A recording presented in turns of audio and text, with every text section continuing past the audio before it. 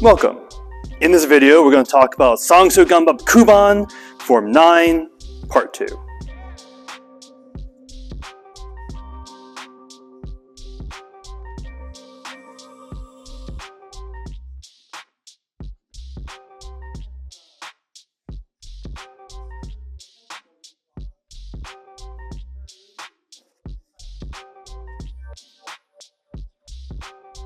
So we've just done a running jump 360 crosscut.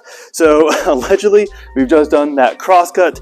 That person has moved past us. Again, keep that in mind. Someone might still be there. But we've just cut and we've landed. So someone's still probably in front of us, probably still instigating some sort of attack against us. So we're going to do a block that we've done already in Form 8, something that I call just an inverted Ssangsu, right? Because Ssangsu, inverted Ssangsu, right? Now, obviously, we're not going to keep it completely upright. Aesthetically, I know some people like this because it, I don't know, looks like a can opener or something. But I highly recommend that you have, so if this is perfectly upright, 45 degrees out, 45 degrees over, again, out and out. This is going to add a lot more stability to your block, because if you're here, first of all, if you try to keep it upright and that's what your brain is doing, you might do this, where the tip is actually lagging behind. And if there is some sort of strike, that's just gonna break your wrist and get you disemboweled. So two bad things we don't like, right? Versus if it leads this way, yes, there is a potential for it to ricochet up into your wrist, which is bad. You're kind of hoping that your guard is going to be doing some good business and that the block itself is dissipating most of the momentum of whatever crosscut's coming your way, or thrust, right? So if we're here, we're going to deflect it. I'm going to try, again, as linear as a step as I can, as opposed to a sweeping motion this way. Try to step as linearly as I can. Block coming through into a one-handed crosscut. Again, making sure that your blade is on top of your arm, not under your arm, for hopefully obvious reasons, right? So we've cut here. We're going to do a move that is interesting. So from here, it is not going to be pivoting on this back foot and just throw a crosscut. I want you to remember that we need to gain momentum that way. So you're going to lead, again, pushing off the front glute, push back. As you're getting that momentum, we're going to turn that linear momentum to angular momentum, but my footwork's still going to be linear. So it's back, throw into your Ssangsu.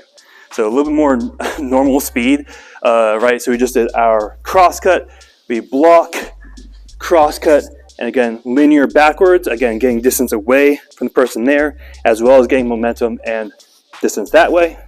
Back, clear, and you're going to end up in a sotose in your Ssangsu. So, the obvious question is going to be, why these spins? Why these types of blocks? Why crosscuts as opposed to diagonal cuts, right? Because in terms of power levels, a hip level crosscut is bad, right? So again, power level, pretty weak. In terms of it actually hits, it's going to hit bone, which is going to, if it does take out an opponent, it's going to take them a while to be taken out, right? So it's a weird choice, but again, remember the beginning of Form 1, Form 2, etc. Aiming at the hip is going to be mostly to get them to back off. So this crosscut, right, where now this could be also a clear shot here, but this one with the big 360 is just getting all of your distance to be back here, right? So theoretically, again, I just did my 360 jump crosscut. Yeah, this person has been either cut and they're over there. The way I'm interpreting this block, because if that person, let's just say, is like where this pink cross is, if that is the distance where they're stabbing me, right, and I've successfully blocked it, I am so close, right? So like this is not going to be able to cut it, right? Quite literally, because you'll be hitting with the weak of the sword. So, a few interpretations. One I don't particularly love, but the idea of, if you've ever seen someone who does kendo, where they're like, yeah, and they kind of slide through and ride off into the sunset. No one outside of kendo really does that. But if you happen to be doing that and they do it with a thrust, you have blocked them, they're moving past this way, and you might just be cross-cutting just to make sure that you're clear, and you might be trying to hit them on this reverse cross-cut with a 360. Highly unlikely, right? Just because no one fights that way. However, so similarly how we're going to be doing this in, I think I maybe mentioned this in the Form A video, is if you do cover, this absorbs the momentum. You can grab the wrist and try to cross-cut, right? Now, the spin is going to be adding an interesting element to it, right? So if someone is stabbing, not really cutting this way because this is a low block, right? So doing a cross-cut or a stab, you're here. Again, this is not in the form. You can try to grab their wrist. You might just be trying to move them around, maybe making contact with the ribs here, and follow through, and maybe doubly hit them at that last moment. So there's a movement that we're going to be seeing in a later form. This is in Geombup, where you literally hit them with 2 crosscuts, right? Right. So we are this way. So we literally are doing like a spin, crosscut to a second crosscut kind of idea. The idea behind that is I'm following through and then hitting you with a follow-up, right? So the first one is kind of like a sacrificial shot. The second one is a follow-up, actually trying to do the actual damage, right? So one interpretation, again, someone is advancing. I might deflect, grab, and maybe try to pull them this way. In fact, I'll try to do it this way so I have a different angle.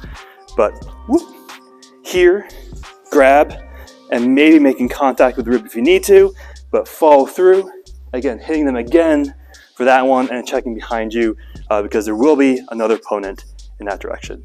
Now, in terms of that 360 crosscut, I do not recommend you kind of swing willy-nilly and really focus on the angular momentum because first of all, because that back knee is going to be bent, it's not going to be fun, right? If you're here and just kind of like, wah, this way, you're going to, whenever you try to stop, your foot's going to stop first, your knee is going to stop second, your hip's going to stop third, and it's going to keep moving, and that's not going to be fun for your knee, right?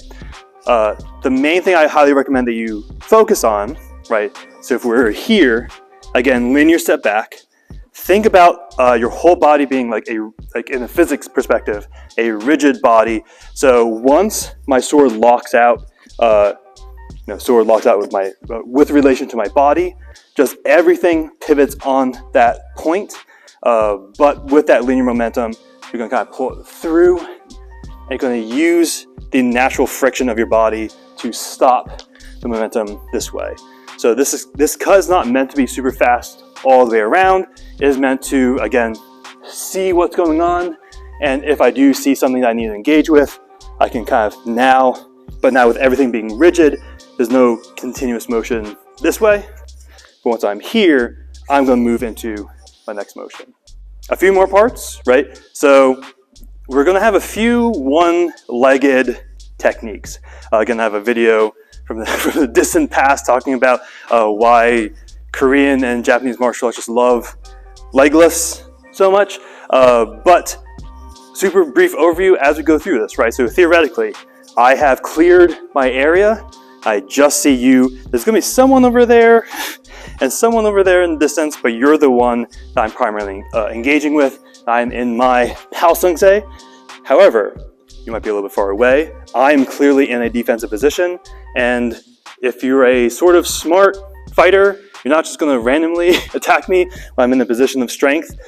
So if you're slightly out of range, I'm going to try to dedicate to a long-range strike by getting a little bit more distance by lifting to one leg. The main thing, and this is potentially not super federation, so obviously play it by ear, we're going to use that back knee as a counterbalance, because if I'm one-legged, right, like this, and I just, I'm going to be really off balance, which means it's a one shot, right? And if you miss, you're SOL. The idea is talking about physics, the downward and the horizontal, right, vector of our extended diagonal cut is going to be counterbalanced by that knee coming up to equal there. So from here, I'm going to pull it back. Again, make sure I'm seeing my target. As I throw that tip forward, my knee comes up to have a nice, again, my whole body being in one system. We have that equal and opposite motion, right? We're going to be using that in a different way later in this combination, but we're here. I have struck you. Someone's over there. Cool. You can imagine what I want to do is I'm going to have another long range strike, but again, from this angle, this is not any more distance really than this. So we're going to actually use that leg lift, almost like a little side kick or side kick prep, in order to get a little more distance at a target area we don't really talk about a lot in Gumdo, but they're wee little ankles, right? So for here, I'm going to bring it over. I'm going to shift, also pivot on the front foot, shift this over, the aim, bam! We're going to kick, and we're going to aim for their ankle. And as you can imagine, if I have cut low, I just need to make sure I don't get hit. I'm going to cover, and once again, I'm going to use that leg shift. This time again, counterbalance. So we just did our knee or ankle, cover. I'm going to use the counterbalance also to get a little bit of distance back, go back, and then once again, cover, getting close to that second person. But that is most of the way through Form 9. So we have a little bit more left, including a cartwheel, which we will talk about probably relatively minimally because you can probably guess how useful it is in combat. But with that, make sure you stay safe, stay humble, and keep training.